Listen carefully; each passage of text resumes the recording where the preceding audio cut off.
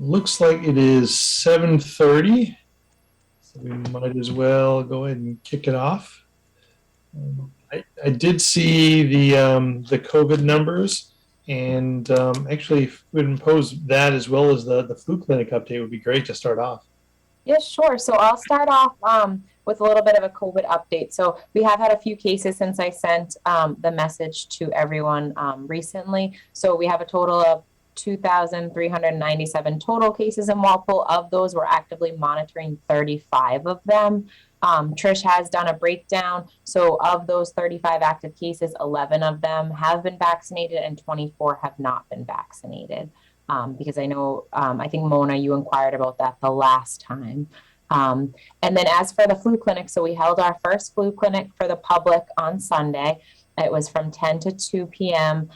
Carol was there and Rachel was there. So thank you for your volunteering your time. It was a great success. We were able to use the Council on Aging for the site. I know last year everyone was familiar with the outdoor clinic. So we were going to do outdoor, but then we just kind of thought that the clinics worked well for the COVID clinics at the COA. So we figured we would just somewhat mirror that.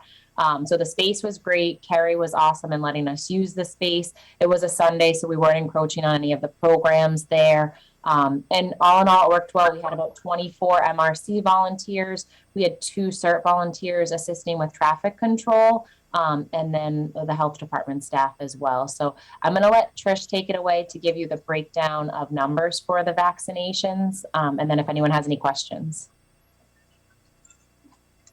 Well, as Melissa said, it was a great day. I feel like the turnout was fantastic. And as usual, we can't do it without our volunteers. As Melissa said, we had 24 of our Walpole MRC members. A lot of them were repeat volunteers that had helped an awful lot with our COVID clinics. So the transition for using the COA for our flu clinics worked out really well. They were familiar with the space and the flow. We had a lot more space to add more vaccinators for the flu vaccine. We didn't have to account for space for wait time like we did for the COVID clinic. So that was nice. I had a total of 6 stations set up for vaccinating. So I had 12 nurses that were helping just vaccinate. And as well as a couple nurses for screening, another couple nurses for just strictly drawing up the vaccine to help with the flow. So we did, so that time frame that Melissa mentioned, from 10 to 2, we vaccinated a total of 240 people. We had 80 people that were 80 kids under the age of 18. We had 117 that were between the ages of 19 and 64. And then I just kind of broke it down that way because 65 and over, they all received the high dose vaccine that we had. So that was a total of 43. We're also going to be doing an additional clinic at the senior center on Monday, October 18th, and that's primarily for 60 and over. So primarily we're hoping to encompass a lot of our senior population at that clinic as well, offering the standard flu zone as well as the high dose. But this clinic was our main public clinic. Just so grateful for all the help we had because that just helped it move so well. We didn't have a lot of backup. We had a representative from DPH there just to kind of see how we executed the clinic, checked our throughput times, how long it took. And just like I said, just having so many volunteers and people helping out, it really worked out well. And so far we've gotten a lot of positive feedback. Awesome. It was very well organized. Thanks, Carol. Not 1 minute was wasted. It was so well organized and a lot of happy people. And only a few children cried. Only a few. That's true.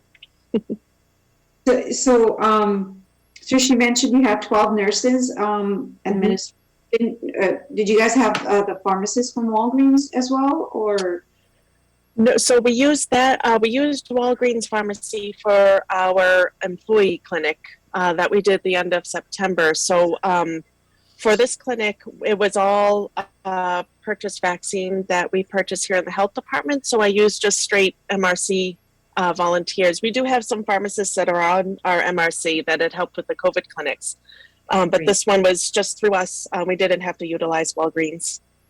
Okay, That's And just to kind of like expand on that, so it wasn't just through us. This is a lot of work that goes into it. So I just want to give a huge kudos to the health department staff because it was, I mean, having Walgreens has always been helpful, but we've been limited as to, we've always had a bottleneck with the vaccination aspect of it because we weren't allowed to have our volunteers vaccinate. We would only have the pharmacists and they would bring about 2 pharmacists with them.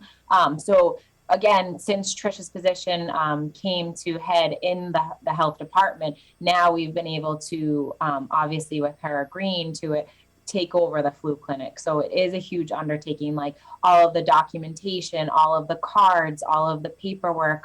Again, having all the volunteers set up all falls on the health department. So I think it's amazing that we're able to do it, and it does expand on our flu clinics. We're able to offer more flu clinics. Even if someone needs something and we have the vaccine available, we'll make it available. So, but it's definitely, it looks very easy and everything because I think everything's so well organized by Trish, but I do want to give her like the shout out she deserves, as well as Rika and Jen for making the cards and everything. It's a team effort, and we're definitely happy to do it. And I think it works well. Thank you, everyone. That is really good news. Thank you guys. Appreciate that. Right, our 7:30 approval of minutes. You saw the minutes. If anybody had any Had one. comments. Under the hearing request follow-up, under motion, the 3rd line, it says scheduling of contractors maybe?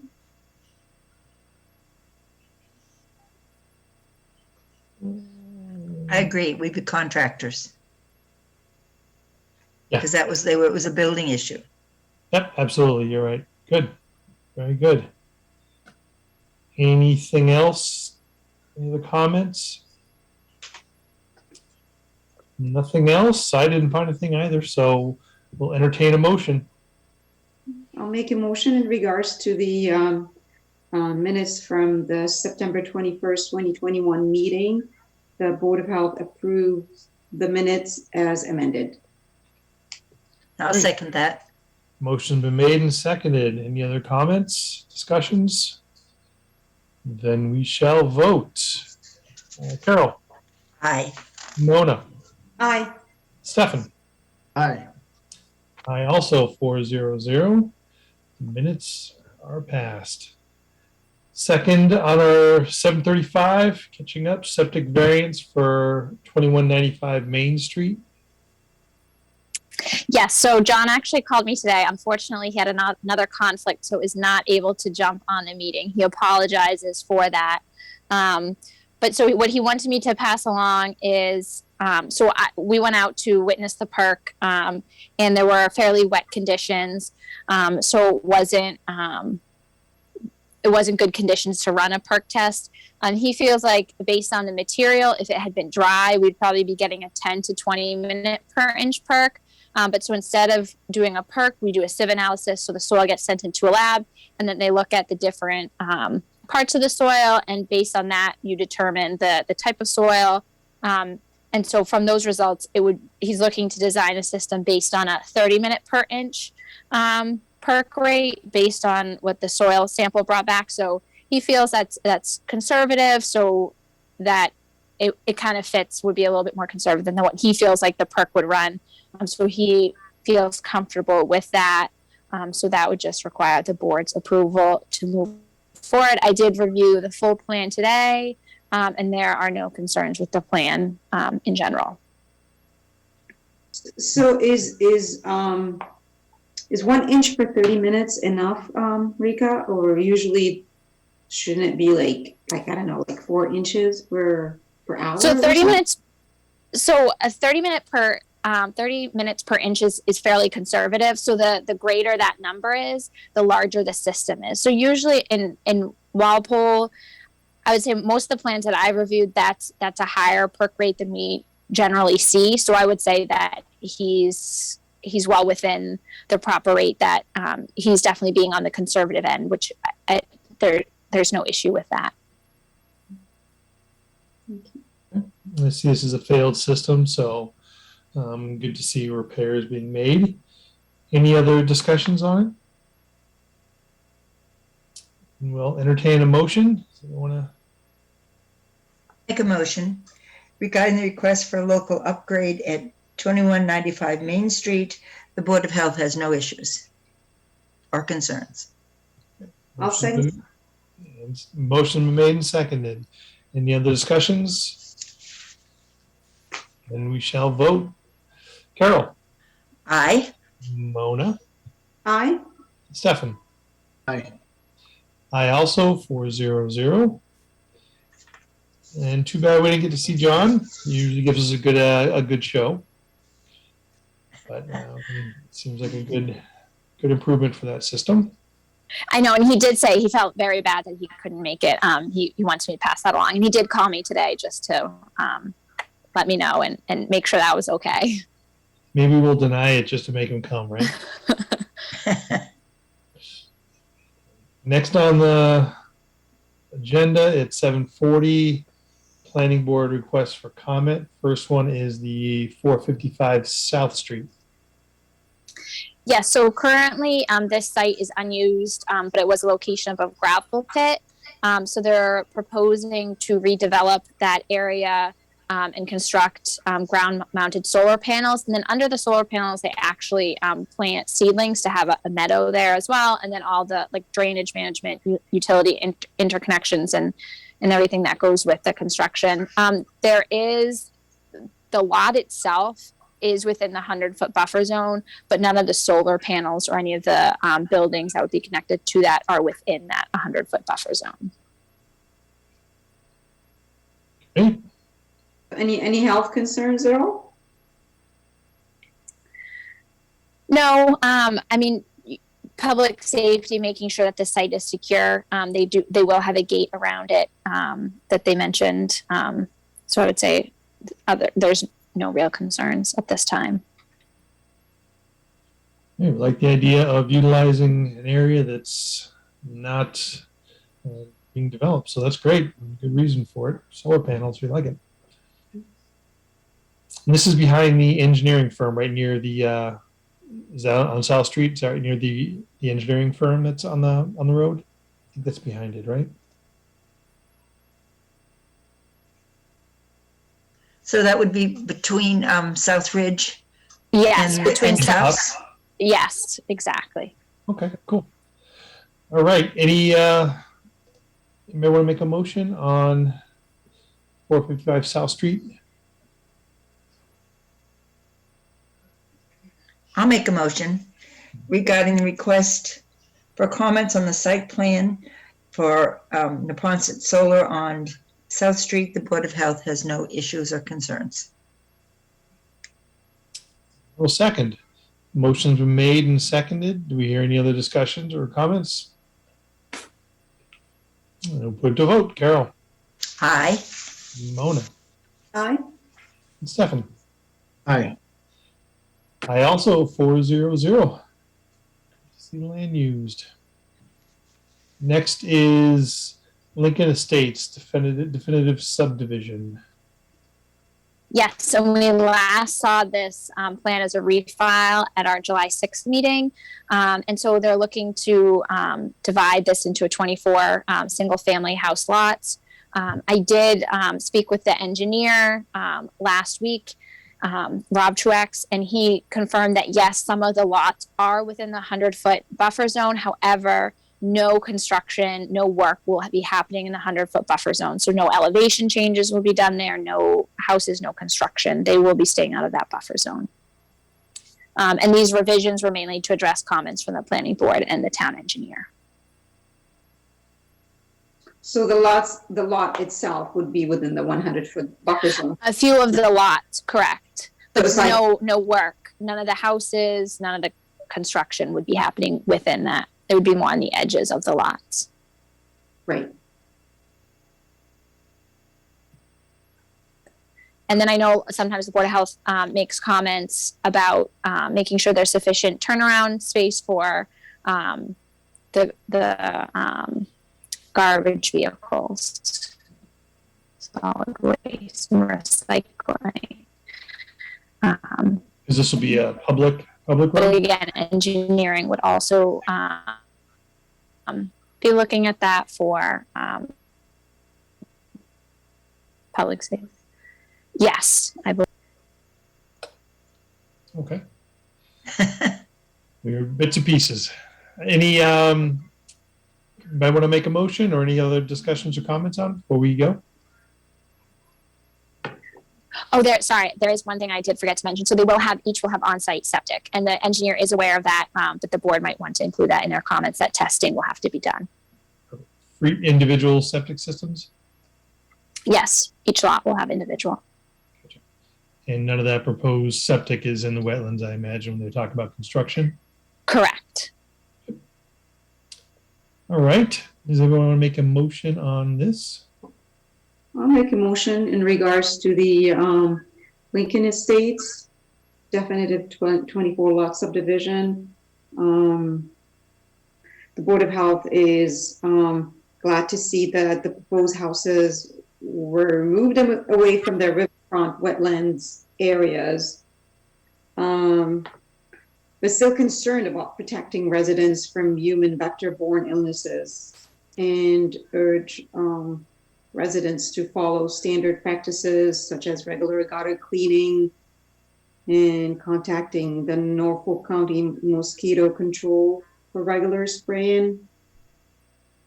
Also, we would like to see on the plan, we want to make sure that there is enough turnaround space for trash and recycling trucks. As well as fire trucks and so forth. And fire trucks as well. And also, since there will be individual septic systems on site, then the board is requiring Title V to be done for each individual septic system. And approved by the board, right? Approved by the board. Great. Motion has been made. Do we hear a second? A second? Motion been made and seconded. Any other additions or comments? You want to hit everything on that, right? Then we will vote. Carol? Aye. Mona? Aye. Stefan? Aye. I also 400. Next from Planning Board is the 585 Washington Street. Yes, and this is one that you have also seen before from the Planning Board as a preliminary residential subdivision at the January 5th meeting. And it's currently a single-family dwelling, looking to divide it into 6 single-family lots with a proposed road. They would be connected to town sewer and water, and it is not within the 100-foot buffer zone of the wetlands. There's no wetlands within that area.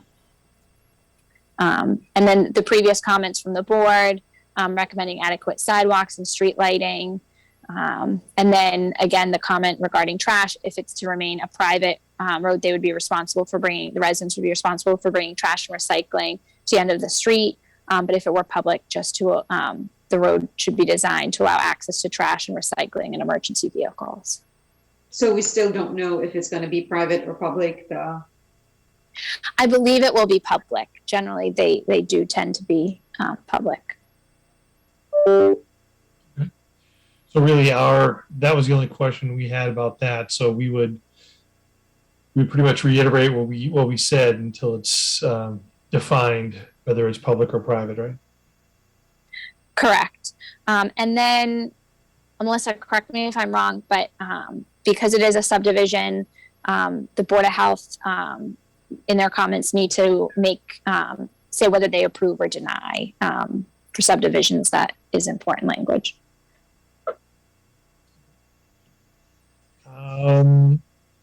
Anybody want to make a motion? And I can make a motion regarding the planning board's request for comments for definitive subdivision of 585 Washington Street.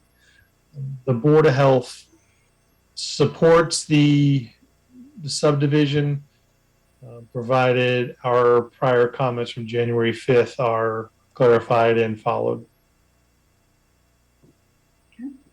I'll All second that. Sounds good. Motion- I'll second Perfect. it. Motion been made and seconded. So we'll go ahead and vote. Carol? Mona? Aye. Aye. Stefan? Aye. And I also, 400. All right. Next is town meeting zoning article. I don't think we've seen one of these before. This is interesting. So this article, the planning board is requesting comments. It's looking to change the zoning of the land, which is where on Route 1A, where the new fields are.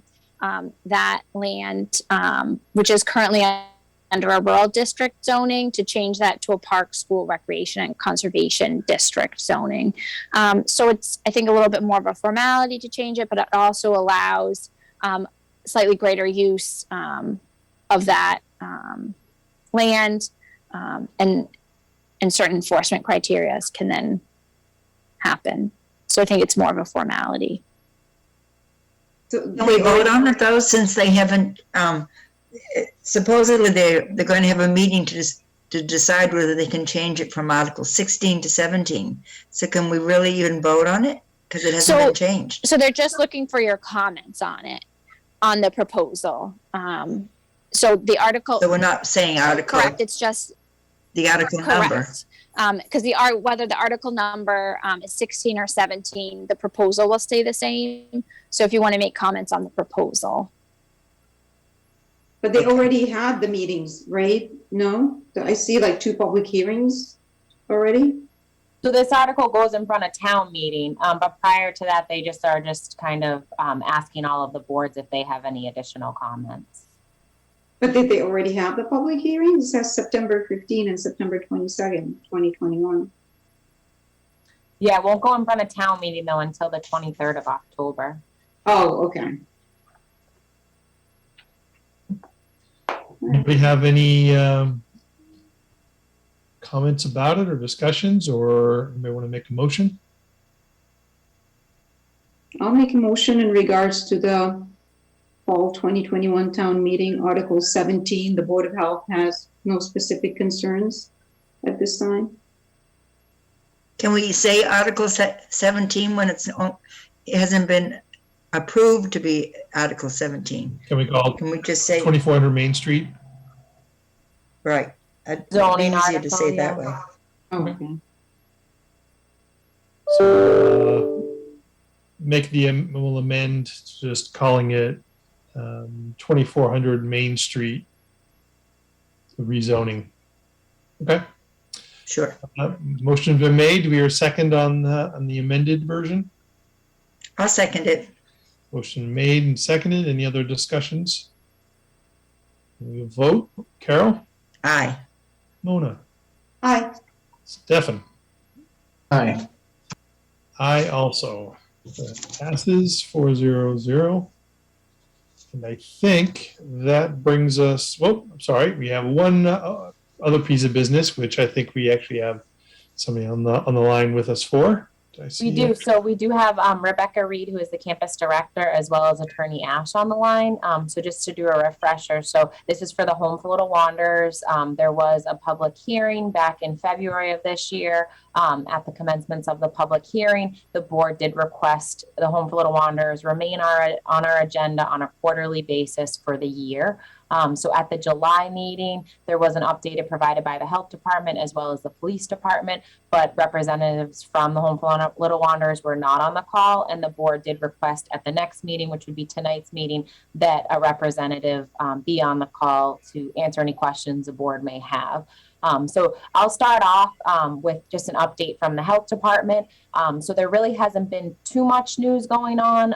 There has been a little correspondence with Rebecca and the health department on, they had one case back in August with a staff member So we have kept the lines of communication open. I did reach out to the Walpole Police Department and spoke with Chief Kelleher. He did let me know that activity is taking place at the Home Florida Wanderers right now. However, it's pretty routine activity with the kids starting back to school and then tending to act out. He did let me know that they're keeping a great relationship with Rebecca, who is on the call today, as the campus director, as well as the other staff. As you know, they do have police liaisons up there from the Walpole Police Department, and they have a good working relationship with the staff members up there. And obviously, I'll let Rebecca speak more on that if you have any further questions. But as for COVID, since it has no longer been a Duggan house, or Duggan house has no longer been a COVID housing area, there hasn't been any COVID concerns, which was the whole premise as to why the public hearing was called and to why, we wanted further action taken. So I'll let the board open it up to any questions they might have, but everything is status quo and there are no concerns as of this time. They are still scheduled, the Home Florida Wanderers, to come in front of the board one more time. We had it for the year, so they'll come in front of the board on January 4th, one additional time after tonight. Melissa, you mentioned there was one case in August with a staff member. Can you tell us more? So it's just typical protocol, as if anyone, any schools or anything has a positive case, they would notify us of it. Proper protocols were being followed. They have their nurse manager, Catherine, at the Home for Little Wanderers, and she was able to identify any close contacts. A good majority, I believe, Rebecca, you might remember it more, but I think all the close contacts that they were vaccinated, so there was no action that needed to be taken on that part. Thank you.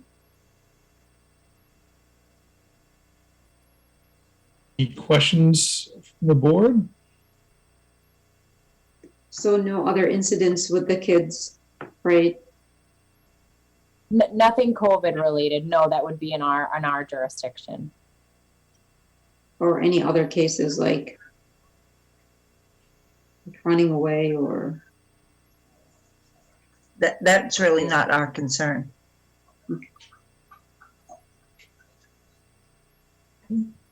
Okay. Any other question? Rebecca, where are you? I don't see you. Right here. Oh, good. Hello. Hi. Nice You to see too. you. I guess if I could ask, just number of students compared to the last time we met, increase, decrease, just kind of get a sense of how the school is running and what's new, any changes? Yeah, so I don't remember how many we had last time, but we have 23 kids living on campus. And actually, out of the 23, we have 17 vaccinated. The kids have been doing really great and just kind of going with it. We have a couple new kids, and those are the ones who aren't vaccinated. And then for students attending school on campus, we have 18 youth on attending school. And we are very lucky, and we have had no kids who have had COVID, and they're doing great jobs at school wearing masks. We've had no reports even from schools that kids are not wearing masks. And so I think all the kids are super excited to get off campus and go to school, because they've just been stuck on campus for a while. But things are going great, and to what Chief Kelleher said, we appreciate our liaisons. We meet bi-weekly. We do have great relationships with them. The kids have great relationships with them. I think, some days you could come and you probably wouldn't know if it was like a bird or a staff or a kid, because he's just like in there and, playing basketball, and they both know the kids really well, and it makes a huge difference. That's good. That's wonderful. That's really wonderful. I would say Ordway is becoming a fan favorite really quick too.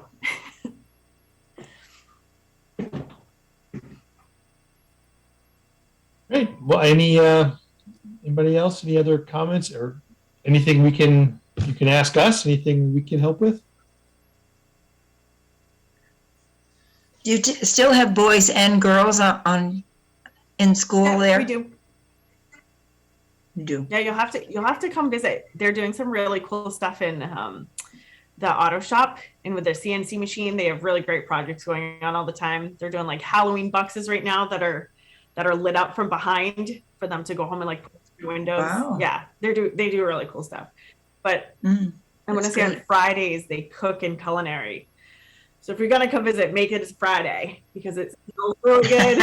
It's usually really delicious, and you can see all the good stuff. That's good. I know the food was always good there. Yeah, I love being invited. you're all invited, not just Carol. Thank you.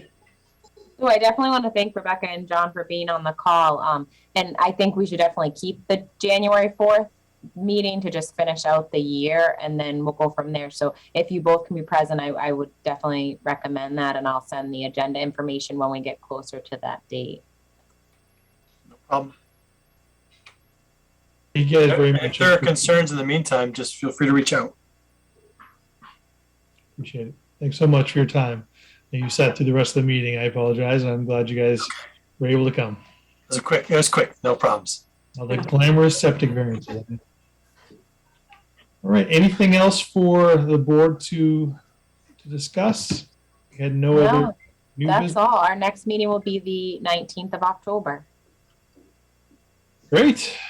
Well, then, if there is nothing else, we will vote to close the meeting. Carol? Mona? Aye. Aye. And Stefan? Aye. And I. So we'll close the meeting, 400. Thank you, everybody. And we'll see you in the next meeting.